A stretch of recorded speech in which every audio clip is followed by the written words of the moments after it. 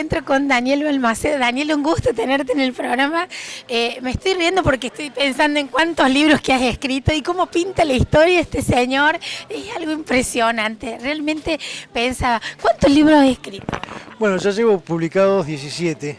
¡Wow! 17. Sí, Me había quedado corto, te iba a decir menos yo. Sí, yo también iba a decir menos, pero me puse a pensar mientras lo decías. Wow. Y sí, ya vamos por 17 libros. En general, la gran mayoría enfocados a la historia argentina y a tratar de difundir en aspectos más humanos y más entretenidos, más anecdóticos, ¿no? Bien, ahora, ¿cómo te definís vos?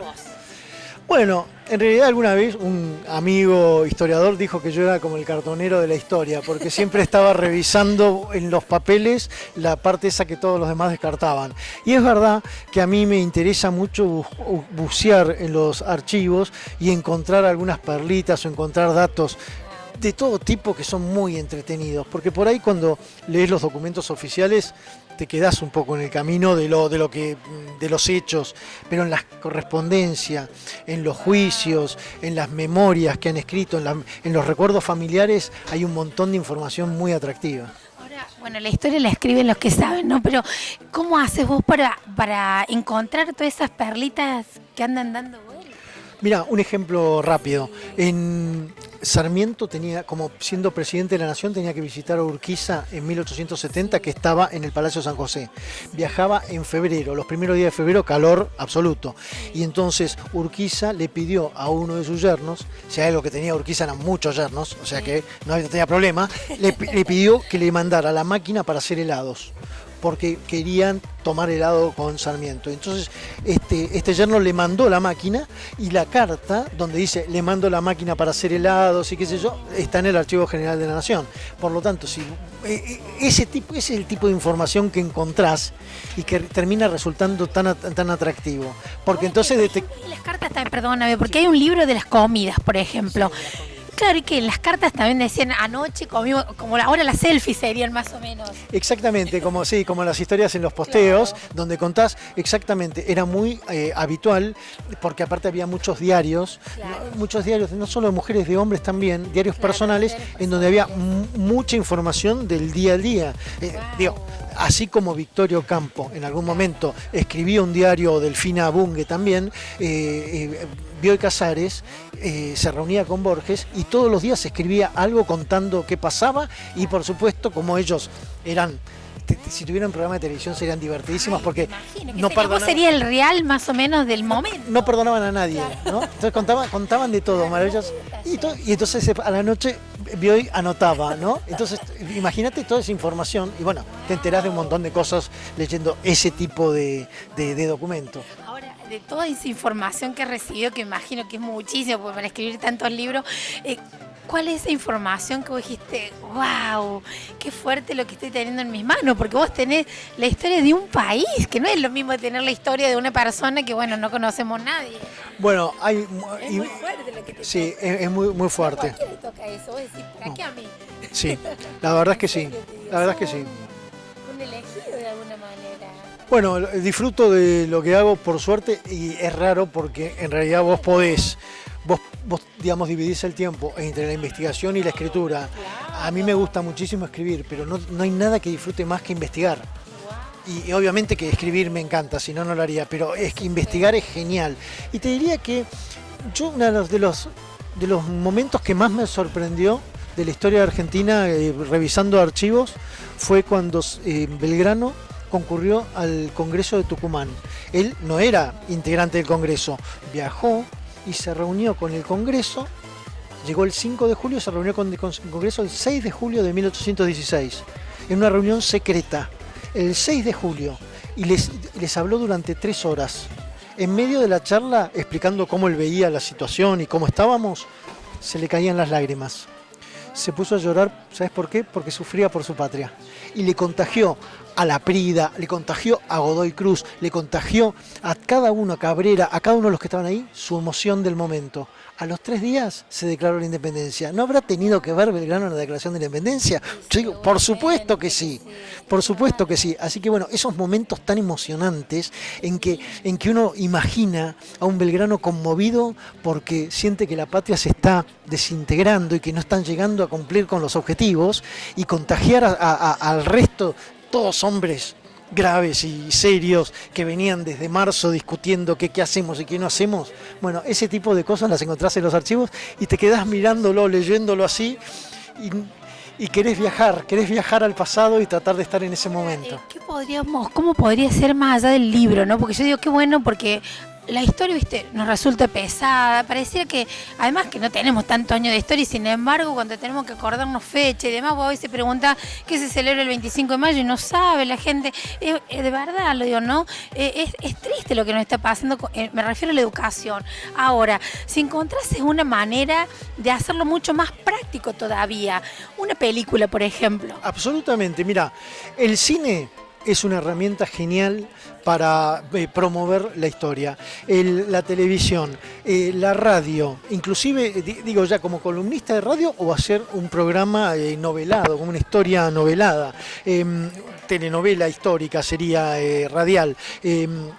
También hay, mira, nosotros con Pablo Bernasconi, que es un dibujante muy importante de la Argentina, con Pablo hicimos hasta ahora 3 libros para chicos grandes, de 11 años y más o menos, con un rompecabezas ilustrado por Pablo, sobre figuras importantes. En este caso hicimos unos libros sobre San Martín, uno sobre Saint-Exupéry y uno sobre Audrey Hepburn, porque son personajes que cuando los conoces son fascinantes.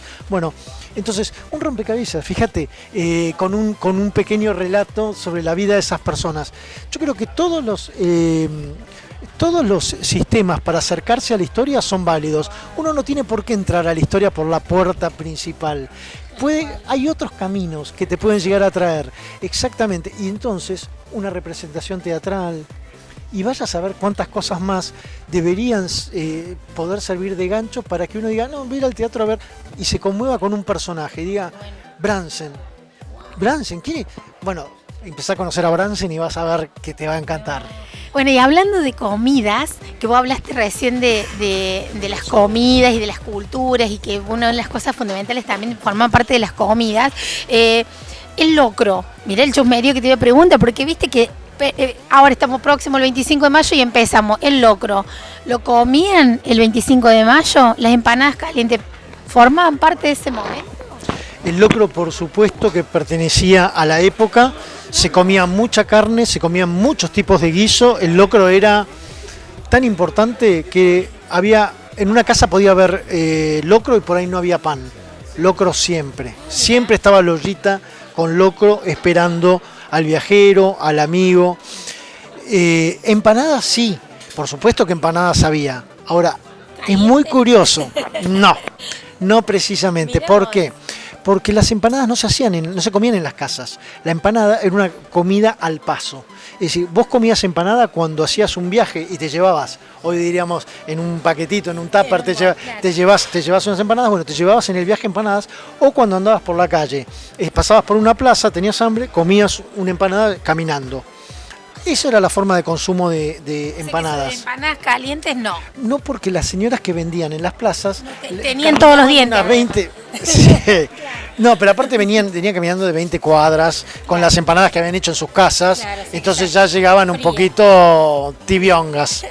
Bien. ¿Y el asado? Sí, el asado sí, porque obviamente nuestro territorio siempre tuvo mucha carne.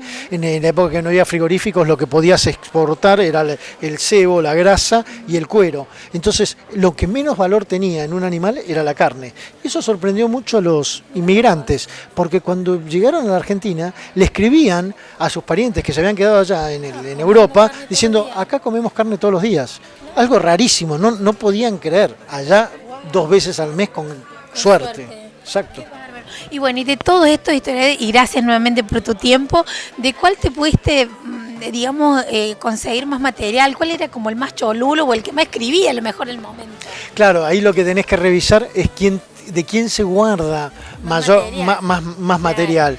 Y yo te diría que en todo caso de Victoria Ocampo, de Victoria Ocampo y de Mariquita Sánchez de Thompson, porque ellas dejaron muchas cartas, mucha correspondencia. En el caso de Victoria escribió una gran autobiografía, muchos escribieron sobre ella y entonces Claro. te permite tener un panorama que no es tan subjetivo, Claro. sino que está acompañado y adosado de un montón de información más. Claro. Bueno, muchísimas. Ah, bueno, y vos, por último, vos cuando lees todo eso, ¿cómo encontrás el material? Porque más allá de lo que ellos escriben, también está tu impronta, digamos, tus creencias y cómo haces para que tus juicios o tus creencias no te jueguen a lo mejor una mala pasada a la hora de interpretar lo que ha querido escribir.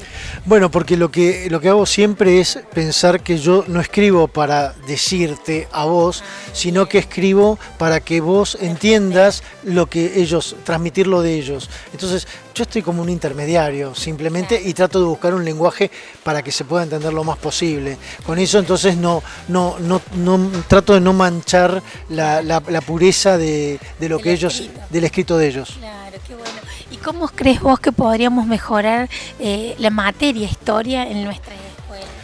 El tema de la historia en la escuela tiene un problema.